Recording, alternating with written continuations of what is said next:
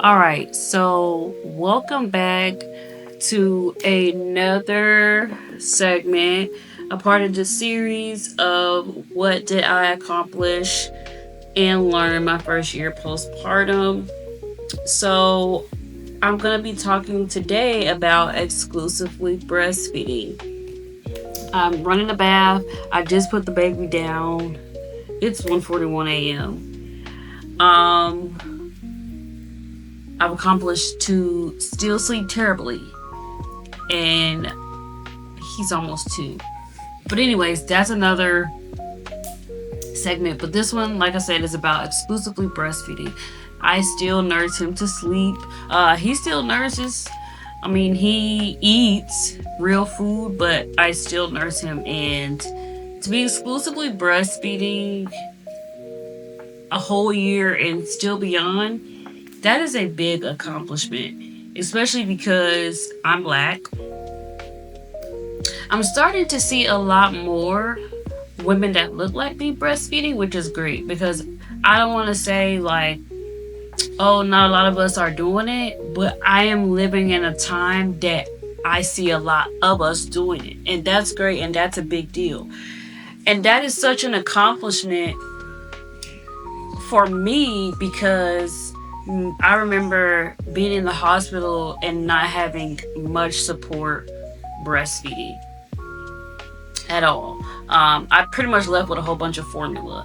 I told them that I wanted to breastfeed, and they gave me like the Medela hand pump, but that's pretty much it. They just was just like pump. I had no other education on it, and then they had a lactation consultant come see me just once, and she didn't really see me very long, and like the help that I was asking, she was just like, okay, well, just do this. Like it was very limited and it was not helpful. And I'll say that.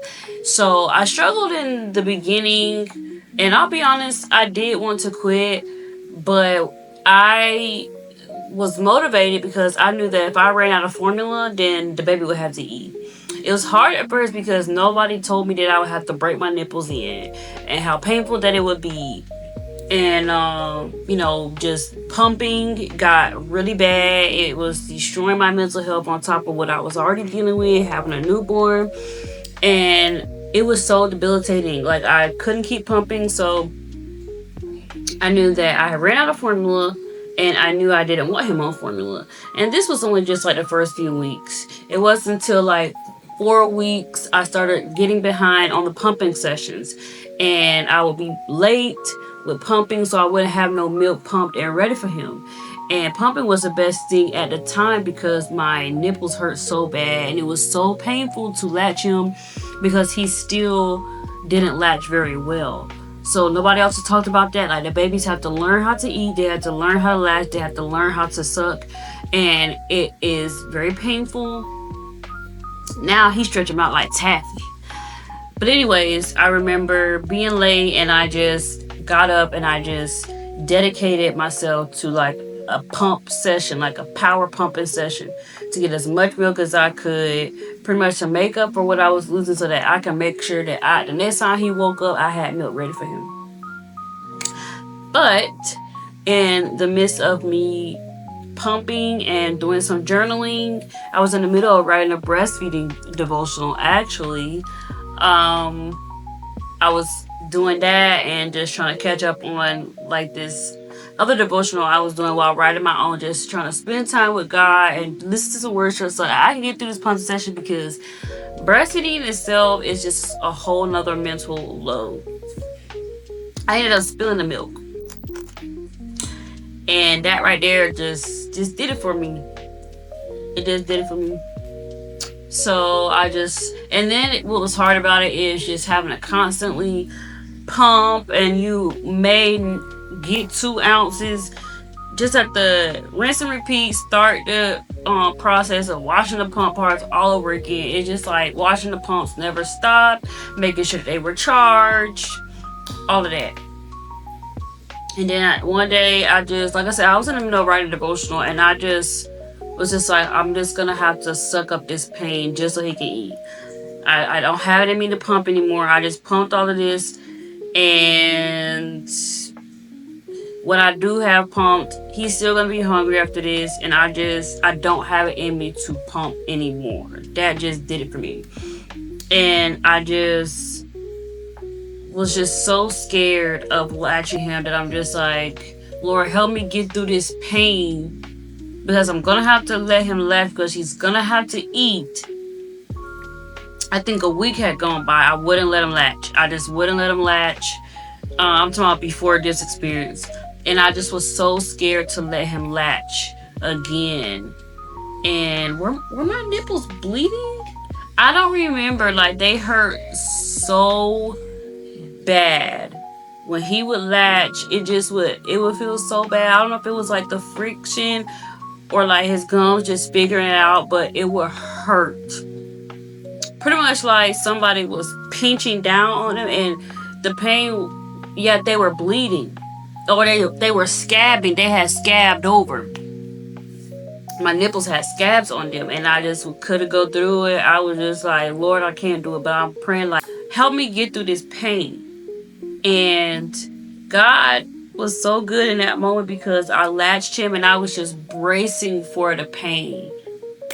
It was a smooth latch, no pain. And from then on out, I just have been exclusively breastfeeding him. And it was so much better for me because I didn't have to keep really necessarily setting a timer to get up and pump, to go get the parts, to put it together. Without waking him up, I didn't have to necessarily worry about getting him out the bassinet and doing all this. And I think this is how I ended up co-sleeping as well. He stopped getting the bassinet because I was able to nurse him in the bed and sleep. It took me a while to figure out nursing and sleeping still because he still needed to get up and burp. But I mean, it was so convenient for me because I'm a house mom anyway. It was so convenient for me because I could just pull him out. I was able to eat like with the boppy. He would lay on the boppy. I would eat. I was able to do so many things. I didn't have to worry about stopping. Then I learned how to wear him and nurse him. I feel like I do it better now after a year than I did when he was younger. But that's such a big accomplishment for me just because, one, I had limited support with like the women before me that had kids. So most of them did not breastfeed, but then also, when you got the older generation telling you that you need to stop breastfeeding and it's time to wean and this and that, but they're not offering any support for you when you stop breastfeeding. People think that it's just a clean break, like it's easy, and I am just not really ready for what I'm gonna have to experience and mentally and emotionally on top of what I've already experienced as a mom to wean my son off. Like, I have no idea how I'm even gonna wean him. There's benefits for mom and there's benefits for babies, but people think that breastfeeding is just only for food up until they can eat solid food, but it's pretty good up until pretty much their school age. And like I said, I don't have no support. I mean, he's got a mouthful of teeth and he's fine, and they say like, oh, you're gonna mess up his teeth, this and that. I had somebody tell me I need to stop breastfeeding so my boobs can start sitting back up and that my breast milk will get sour. Number one, or it messes up their teeth. These are breasts. These are not silicone nipples. But yeah, I think it's crazy. Nothing about breastfeeding is necessarily easy. Even though I went from pumping to exclusive, let's see, it is August 19. So my son might be 19, 20 months, something like that. And he still interrupts my sleep. So yeah, I still get interrupted sleep. When he starts teething or he doesn't feel good, it starts feeling like he's clustering a lot more, or it starts feeling like he won't sleep without them. I've been finding like the last couple of days he's been falling asleep. Like I'll get him and he'll latch and he won't unlatch. And next thing I know, I done fell asleep and woke up and he's still latched. And I can kind of tell, like I said, okay, he might be teething or something. And sometimes that just throws me for a loop. Like, why is he wanting to nurse so much and so close together? Like it seems like he don't want to be unlatched. But a part of that is also like when they grow and they hit these milestones, like he's transitioning from like infant to toddler and stuff like that. That's a big deal for them. It's a leap for them. So a lot of times he want to just latch for like bonding. And like it's like sometimes we'll sit and watch TV and he'll just want to nurse. And I don't really think that it's like he's hungry, but he'll just be sitting there and just like hanging out with mom.